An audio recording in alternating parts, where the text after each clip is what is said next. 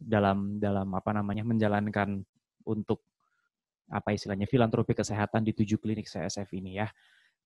Nah, mungkin Ya. Bapak Ibu sekalian kalau ada yang mau bertanya silakan kolom chat bisa tolong diklik. Mbak Kusnia, saya mau tanya dulu nih, apa namanya, secara keseluruhan tadi, itu kan ada dari dana misalnya zakat, infak, sedekah, dan yang lain-lain, yang menjadi sumber pendanaan. Nah, minta tolong di-highlight di sumber pendanaan itu, di mana klinik ini kan, bukan klinik, foundation, Cita Sehat Foundation ini kan, istilahnya mengepul banyak sekali dana dari situ, dan dipakai untuk pendanaan, terutama untuk pasien-pasien yang kurang mampu tadi ya. Nah, itu sebenarnya sumber dananya pada dasar dari mana? Minta tolong di-highlight di situ. Dari mana secara garis besarnya? Selain dari yang itu tadi zakat dan dari lembaga dari ziswasnya yang mana gitu ya? Iya, Dari betul. zakat infak Karena sedekahnya. ini mau biar teman-teman di sini juga bisa melihat bahwa mungkin di daerah mereka juga bisa melakukan dengan hal yang sama, tetapi dengan mungkin agak sedikit berbeda. Sasarannya mungkin misalnya tadi bisa dengan zakat, atau sasaran dengan mungkin grup NU misalnya, grup Muhammadiyah dan sebagainya. Oh iya benar. Jadi CSF ini bekerja sama dengan LAS, Lembaga Amil Zakat. Jadi ada kesepakatan gitu ya antara Lembaga Amil Zakat dengan CSF. Ada dana yang akan disalurkan. Biasanya terutama dana yang lebih untuk per member itu zakat. Karena dana zakat itu di dalam Islam dia lebih jelas keperuntukannya untuk 15 asnaf. Makanya untuk pemilihan member pun lebih diseleksi gitu. Apakah masuk ke 15 syarat asnaf yang berhak menerima dana zakat ini. Seperti itu. Tapi tidak menutup kemungkinan ada juga yang sumbernya dari dana infak, dana sedekah.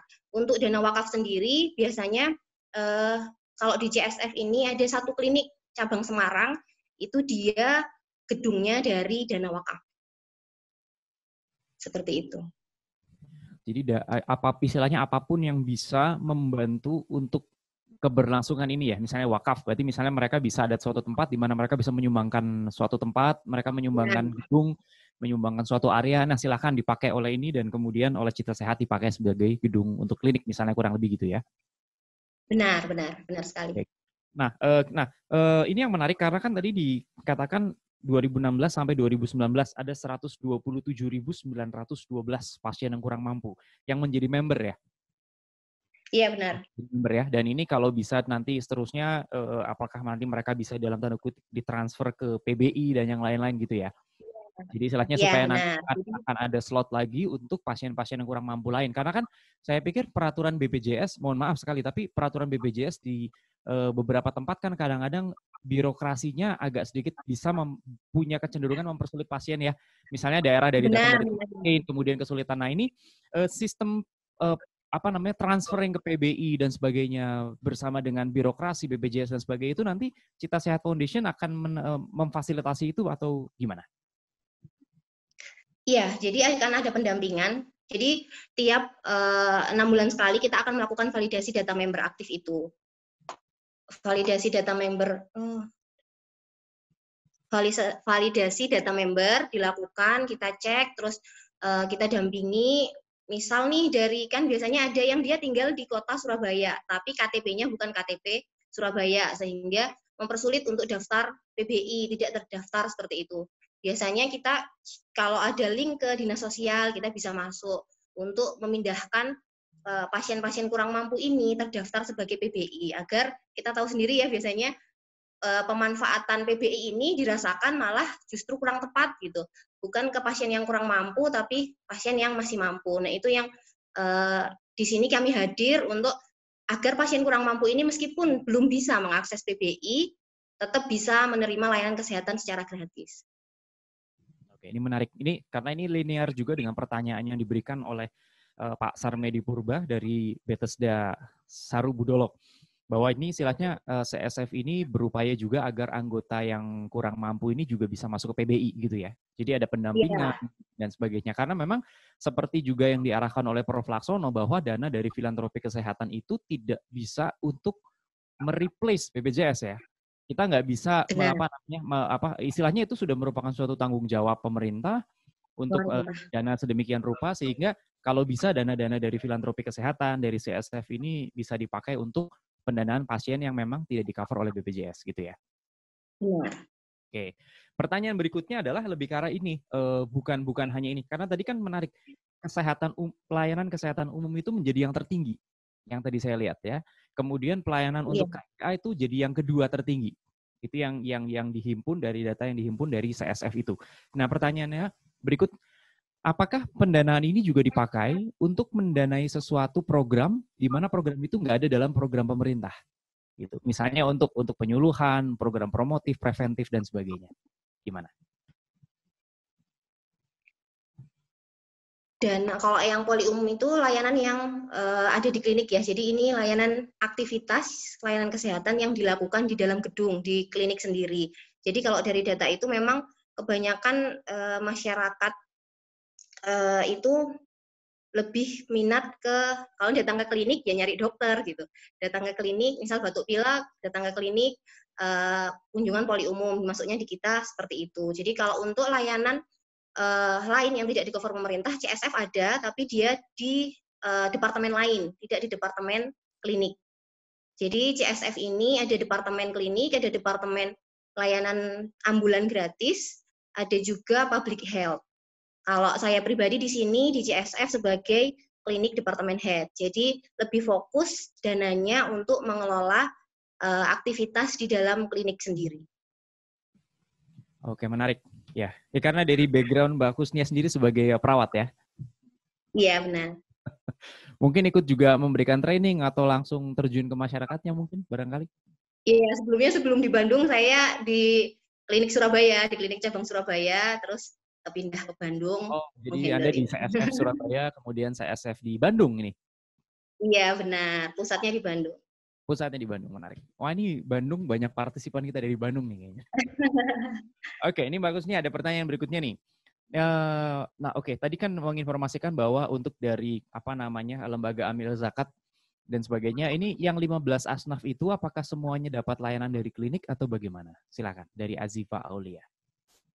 Iya, dapat. Jadi ketika calon member mau mendaftar di klinik, kita lakukan wawancara, kita lakukan survei, dia masuk golongan yang mana. 8 ya, bukan 15. Kalau golongan asnaf itu ada 8, jadi fakir, miskin, ghorimin, amil, terus apalagi mu'alaf. Jadi 8 golongan yang tersebut dalam Al-Quran itu yang kita jadi dikelompokkan, dia masuk ke member yang bagian mana, seperti itu. Semua dilayani. Baik, jadi Nah, syaratnya untuk pasien, ya, silakan. Maaf. ya, kadang kan ada nih pasien kurang mampu, tapi dia bukan beragama Islam, jadi non agama Islam, maka dana yang kita gunakan tidak bisa dana zakat, harus dana yang lain seperti itu. Dan dia tidak tercatat sebagai member klinik, karena untuk menjadi member klinik dia akan wajib pembinaan gitu.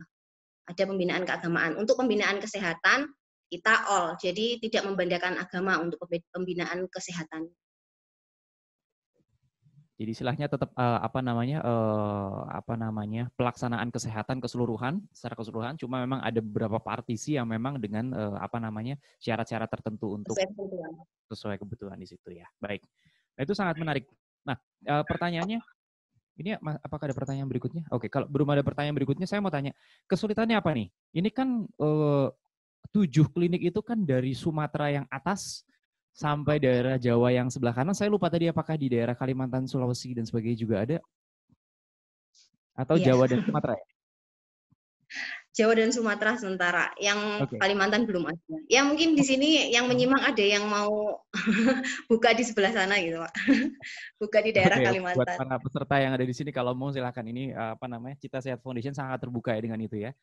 Nah, pertanyaan Iya, saya, itu kesulitannya, hambatannya. ya hambatannya atau tantangannya atau mungkin itu menjadi suatu peluang dari klinik yang paling ujung sampai yang Surabaya.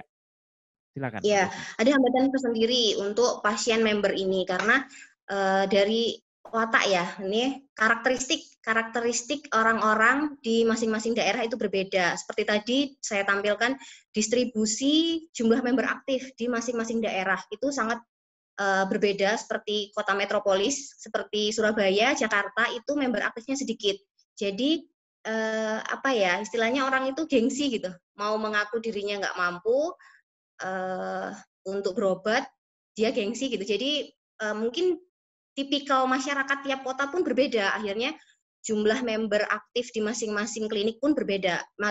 Paling banyak itu di Pekanbaru, Pekanbaru dan Semarang. Ini member aktifnya atau pasien kurang mampu yang terdaftar di klinik kita yang kita kelola itu jumlahnya sampai ribuan. Sementara untuk kota besar, Surabaya, Jakarta itu hanya di angka 400-500.